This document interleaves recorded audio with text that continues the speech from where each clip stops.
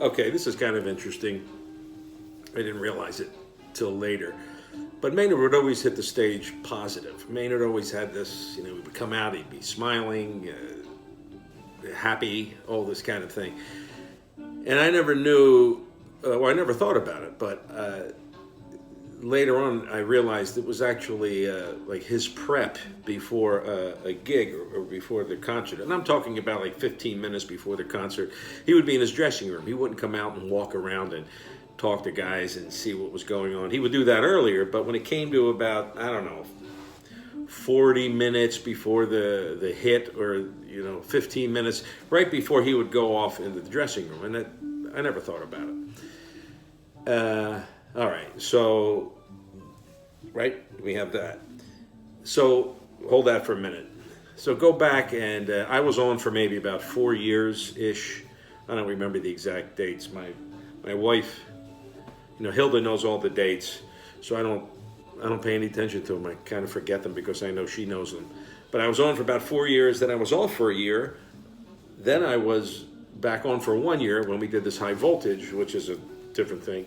And then when I left that, I would occasionally, we would do a week in Thailand playing for the King, or we would do a week in Ronnie Scott's in London when he recorded something. And what I wound up doing was just, he added a baritone to the band, baritone sax, which kind of fattened up the voicing, which was kind of nice because you didn't have to get rid of anybody, and it was a nice addition. And occasionally I would do things like that afterwards. But in this period of my first, like, say, 4 years, and then that period when I was off before the high voltage year, I was in my own band, or like a band with a quartet with a bunch of other guys, and we did a lot of playing, and I was kind of like a leader, sort of.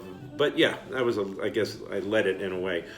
So when I came back out after 4 years, then a year off, then came back out for the high voltage thing, I was looking at it differently because I was watching Maynard from a leader point of view, because I just led a group, and we played a lot, and we played all over the place in the New York, Jersey, Delaware, Washington, D.C. area. We were playing all the time. It was sort of like a fusion, straight-ahead group, and electronics. It was fun. So anyway, now I am out 4 years, my own group, boom, now I'm out in that year where we're doing high voltage, and I'm watching, I'm noticing that, Maynard is hanging by himself before every gig. I don't think about it, And if he knocked on his door, his dressing room door, Ed Sargent would come in and say, guys, we'll take care of whatever your problem is later. So I don't think about it. So anyway, later on, I'm watching Maynard lead, and I'm kind of identifying with him differently because, I led for, even though it's a short amount of time, I could see as a leader, you're kind of on your own. It's almost like an hourglass where, hourglass gets thin in the middle. One side's, this part's the band, you're the leader, and then the audience is here. And there's a lot of things that the leader does that only the leader does. And the leader has to consider all these different things. The mood of the band, pacing the set, vibe that you put out there because that's catchy. So I'm noticing it. And then I would have these leader talks with Maynard. It was fun. Someone would go, hey, boss, how would you handle this? Or how do you handle that? And I didn't have those talks with him in my first 4 years. I had those talks with him after I had my own group. And it was interesting because he was very conscious of doing certain things that I just never thought about. And then when I knew how he thought, you would see it all the time. So he says that, he wants to start positive. So what he does is he stays away from everyone. And so he can make sure his stuff is positive. I'll come back to that later. But he said, I'm trying to get the flow of positive energy. Here you go. I'm trying to get the flow of positive energy going in the right direction. Something like that. And I was like, what are you talking about? And he goes, the flow of energy is very specific. I was like, well, I don't even know what you're talking about. And he said, no, the energy goes from leader to the band to the crowd, to the audience. So because that's a definite flow. Leader, band, audience. Boom, boom, boom. And he looked at that. Well, not only did he look at it, I mean, he believed it and he worked that way. He goes, if I come out and I'm positive, the guys will be positive and the audience catches it. He goes, it doesn't work the other way. You can't have the audience excite the leader or excite the band. So he had this idea of, I'm going to just shove out this positive energy and the band will get it. And then the crowd picks it up. And then when I noticed that, I could see when he would come out, he would walk out. He'd be all, you know, if those of you who remember seeing his concerts, he wouldn't just walk out. He would strut out, and he was like, "Hey," and almost like, "Hey, how's everybody doing?" He had that kind of feeling. People would go nuts. The guys, and it would happen like that. It was interesting. So then I realized, oh, so what he does in the dressing room, he doesn't ignore people.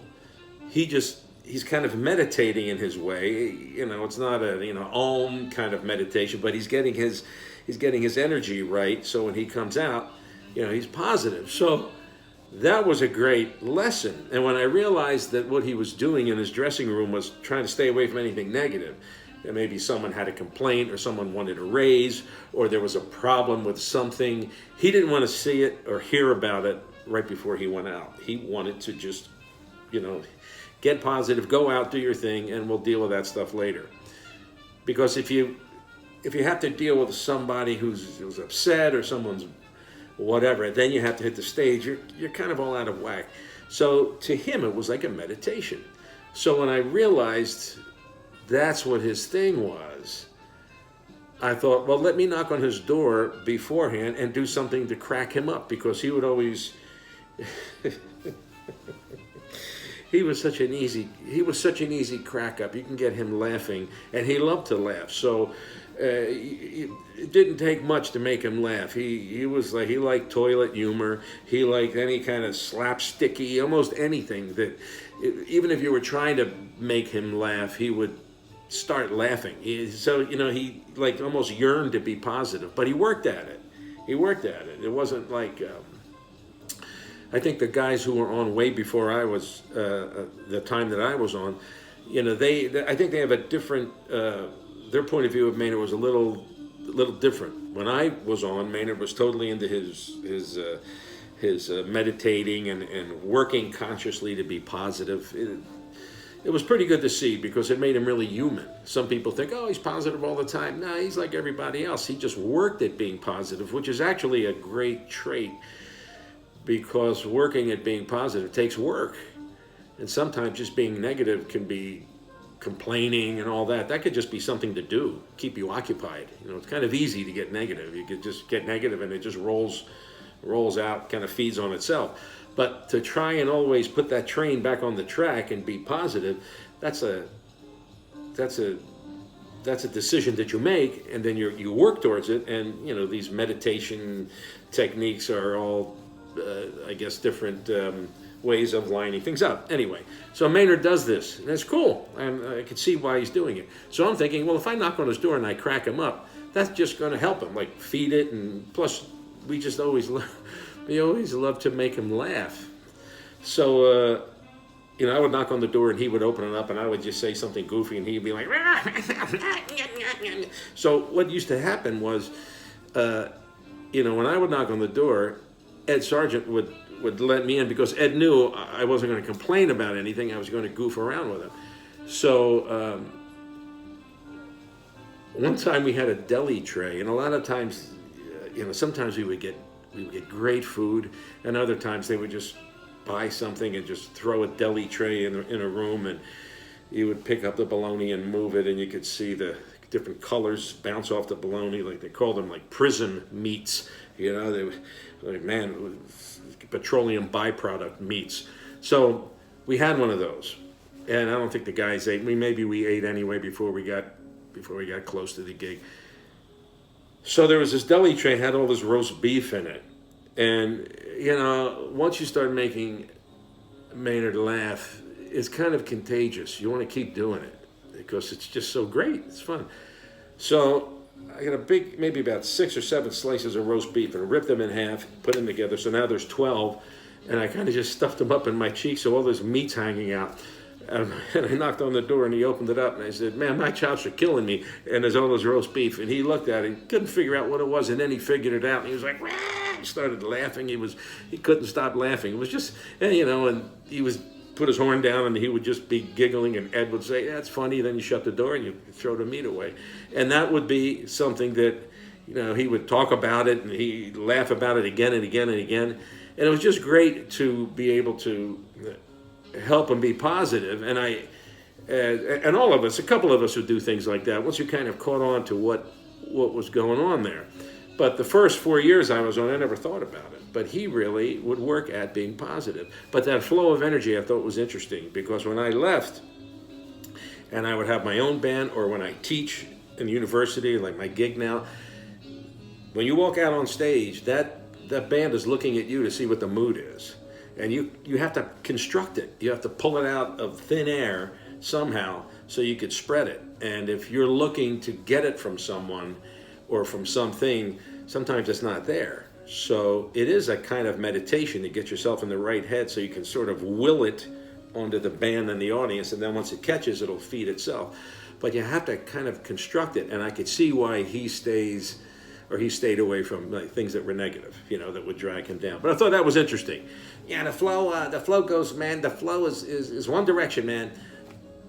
Leader, band, audience. That's how it works. So I thought that was pretty good. It was a leader talk. I would go, I said, "Boss, can we have a leader talk?" And he would go, yeah. And I would ask him, I asked him about that. So anyway, the flow of positive energy. Leader, band, audience. Pretty good stuff.